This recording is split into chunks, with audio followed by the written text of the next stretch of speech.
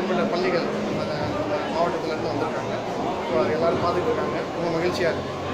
இது வந்து last year வந்து எவ்வளோ ஸ்பான்ஸ் பண்ணுறீங்க, இப்போ எவ்வளோ போட்டுருக்கீங்க? லாஸ்ட் இயர் என்ன இருக்குது, அந்த லாஸ்ட் இயர் இல்லாத இந்த வருஷம் என்ன இருக்குது? சென்ற வருடத்தை காட்டிலும் இந்த வருடம் என்ன இருக்குது அதிகமாக அப்படின்னு பார்த்தீங்கன்னா, ஒரு 200 வருடத்துக்கு முந்தைய பழமையான புத்தகங்கள் இருக்குது. பழைய புத்தகங்கள், பழைய பத்திரிகைகள், தினசரி நாளிதழ், மாத இதழ், வார இதழ்லாம் வந்து நம்ம எடுத்துருக்கோம். அப்புறம் விண்டேஜ் கார் வந்து போன வருடம் வந்து 15 தான் இருந்துச்சு. இந்த வருடம் 30க்கு மேற்பட்ட கார் வந்திருக்கு. நாணயங்களும் போன வருஷம் வந்து குறைவாக இருந்தது. இந்த வருஷம் வந்து 30,000 நாணயங்கள் பக்கத்தில் இருக்குது.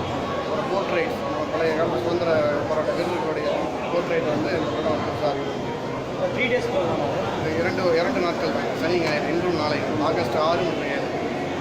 இந்த மாதிரி வைக்கிறவங்க எப்படி எண்ணம்? இது வந்து என்னுடைய நண்பர் திரு வெங்கடேஷ், அவருக்கு இதில் ஒரு இன்ஸ்பிரேஷன் நிறையா இருக்குது. இது சம்மந்தமான விவரங்கள் எல்லாம் வந்து அவர் சேகரிச்சுக்கிட்டே இருப்பார். ஸோ அவர் ஈவெண்ட் மேனேஜ்மெண்ட்டை நடத்திட்டு இருக்கிறனால நம்ம வருடத்துக்கு ஒரு முறையாவது சேவைகள் செய்யணும் அப்படிங்கிற மனப்பான்மையில் அதை பண்ணணும்னு சொல்லி முடிவு பண்ணி டைமிங் காலையில் 9:00 இரவு 9:30 வரைக்கும்.